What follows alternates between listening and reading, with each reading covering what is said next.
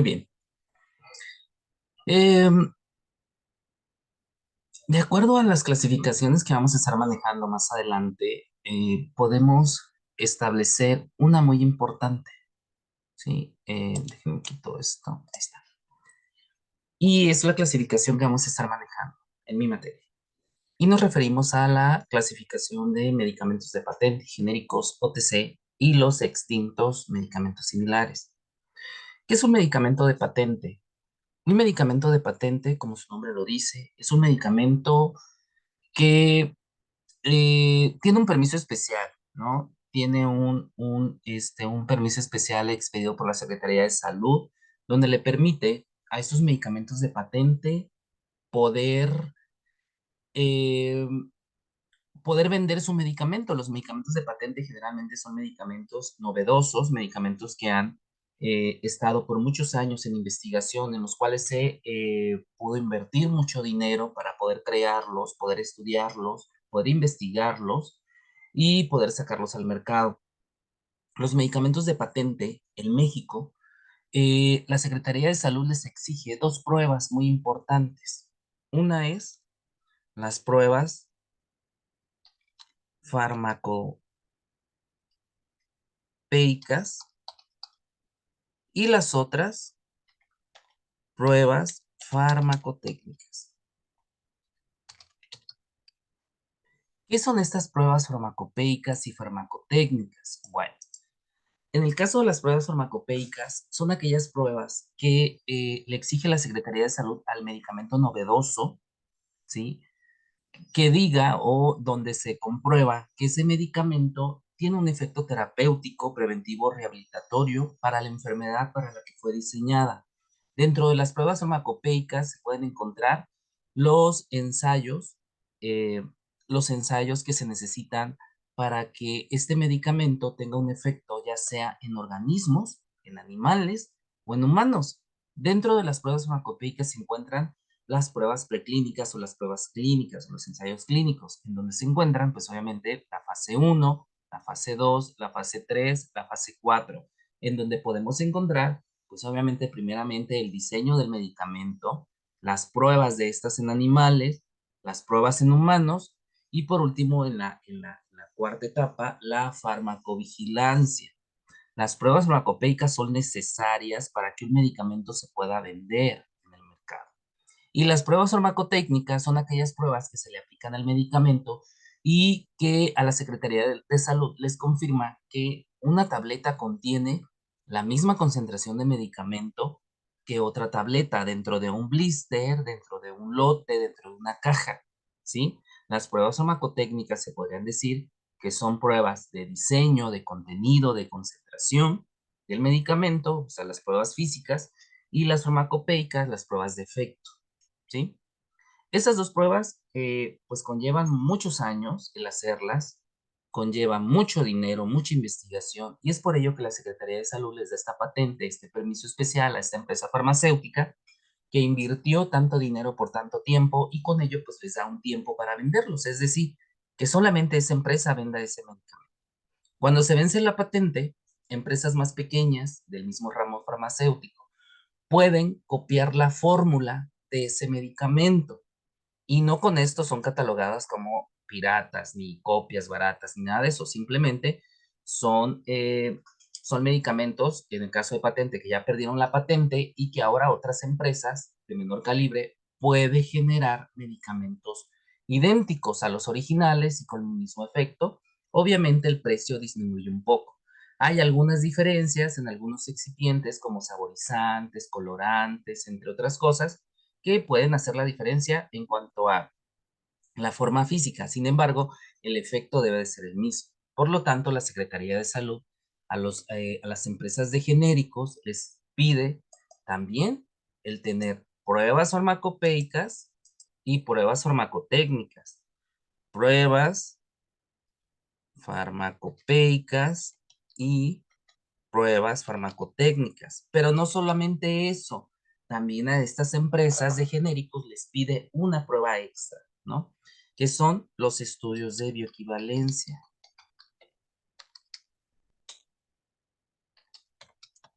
o de intercambiabilidad.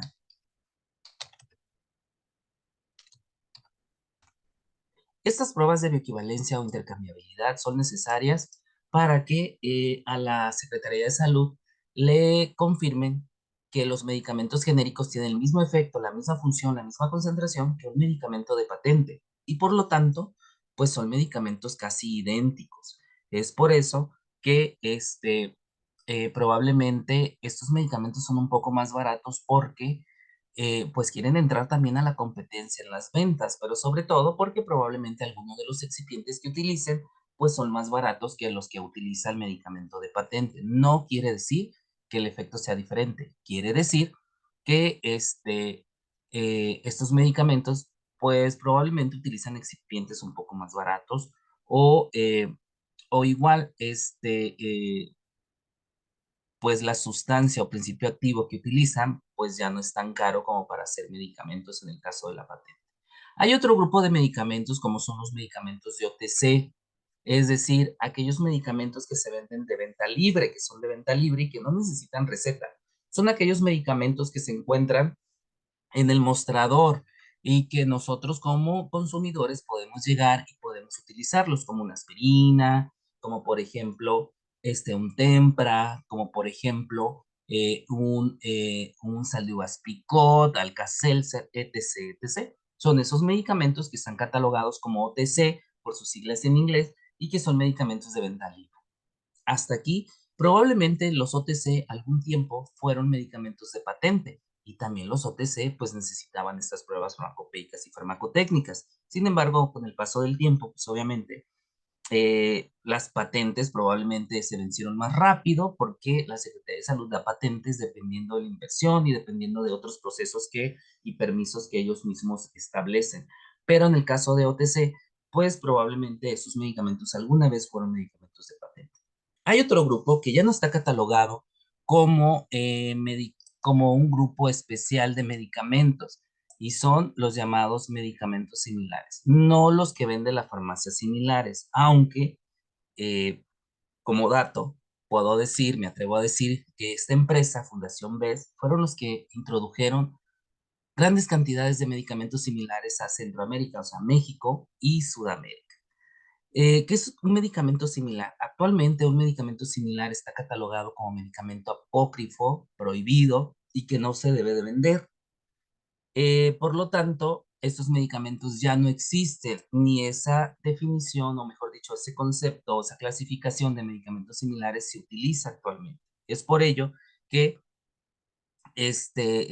pues vas a la farmacia similar y si les pides un medicamento similar, no te va a decir que te venden medicamento similar. Te va a decir que ellos solamente venden medicamentos genéricos o de patente, porque tienen prohibido, obviamente, decir que ahora son similares cuando en un principio, pues de ahí viene su nombre a ese grupo de farmacias, ¿no? ¿Qué eran los medicamentos similares? Bueno, los medicamentos similares en aquel tiempo que no estaban prohibidos antes del, bueno, en los años 90, eran un grupo de medicamentos que a la Secretaría de Salud no les ofrecía las pruebas farmacopeicas ni farmacotécnicas. Eran medicamentos que no estaban prohibidos, ¿sí?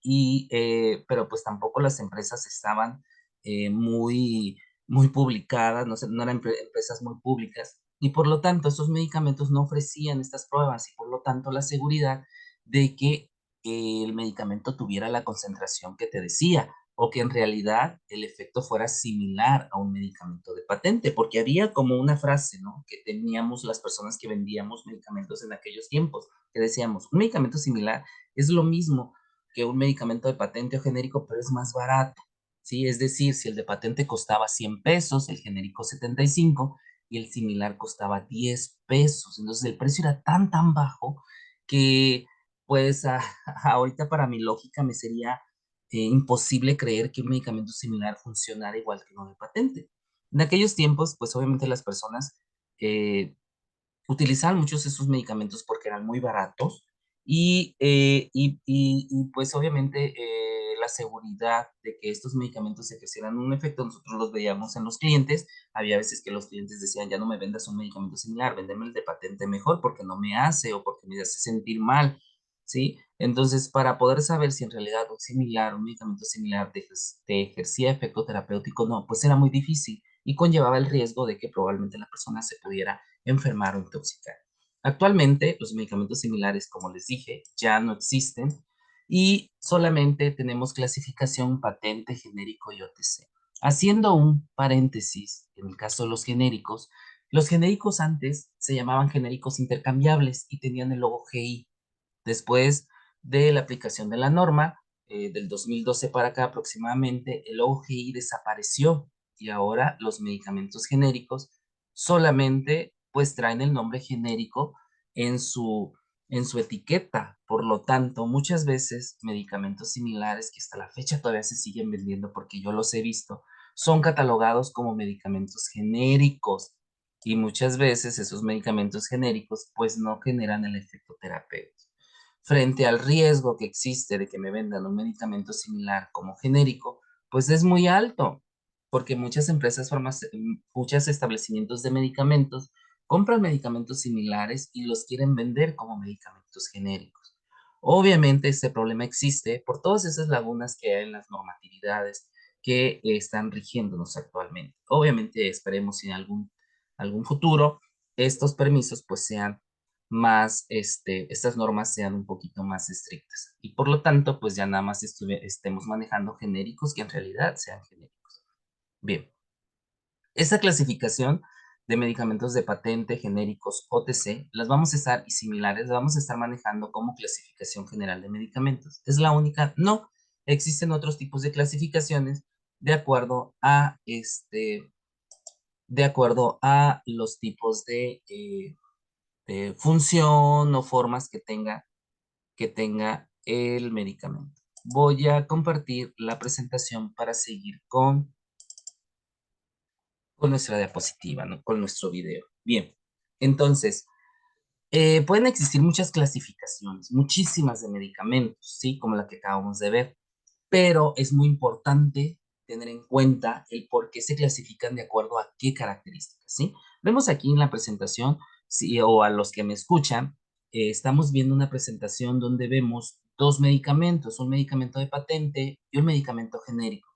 Y vemos las similitudes y diferencias que existen entre cada uno. Si nos damos cuenta, por ejemplo, en el caso de un jarabe, la diferencia entre un medicamento genérico a uno de patente, pues para empezar es la marca, ¿no? El jarabe probablemente se va a llamar, voy a aventar un gol, probablemente se va a llamar, por ejemplo, Bisolbón, y en el caso del genérico, pues se va a llamar, ay, no recuerdo que tiene el Bisolbón, Bromexina o Ambroxol, no recuerdo que tenga. Entonces, el nombre genérico pues va a ser el nombre del principio activo y el nombre de marca pues va a ser la marca llamada Ambroxol. Entonces, las diferencias entre ambos pues probablemente va a ser los colores de la botella, los tipos de materiales del recipiente, ¿no? Del contenedor, o si no, del empaque primario, también llamado empaque primario, el que contiene el medicamento, o si no, puede ser algún excipiente, los sabores, los aromas, ¿sí? Entre otros.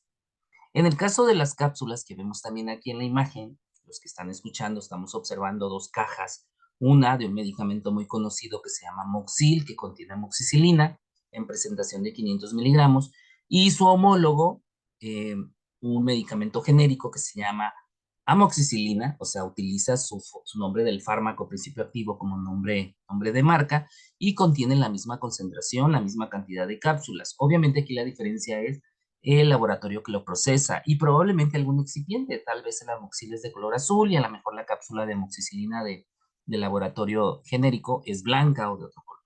Entonces, para ejemplificar lo que hablamos hace rato, un medicamento genérico debe de contener la misma concentración, solamente probablemente la diferencia sea un excipiente. Una de esas clasificaciones, ya hablamos de la clasificación general, medicamentos de patente, genérico, OTC y similar. Ahora existe otra clasificación que es por su forma farmacéutica. Los medicamentos se clasifican en tres grupos: sólidos, semisólidos y líquidos. Y algunos ejemplos claros de estas formas, espero y no se escuche tanto ruido, son los polvos, las cremas, las pomadas, los supositorios, aerosoles, soluciones, jarabes, suspensión, inyecciones, parches, tabletas, comprimidos, grajeas, etc., etc. Hay un mundo enorme de formas farmacéuticas en las cuales se clasifica un medicamento.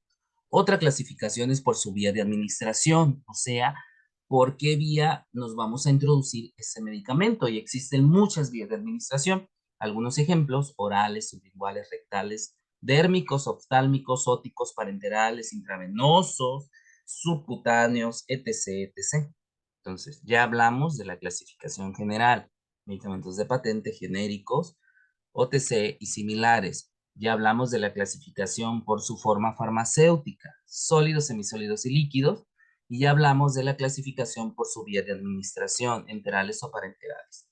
Por su función es otra de las clasificaciones y es de acuerdo a la función de los grupos de medicamentos.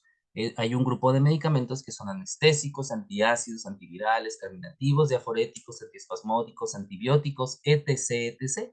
Por su función hay muchas clasificaciones y normalmente esta clasificación se utiliza mucho en la farmacología clínica. O sea, el siguiente semestre las van a tener muy presente.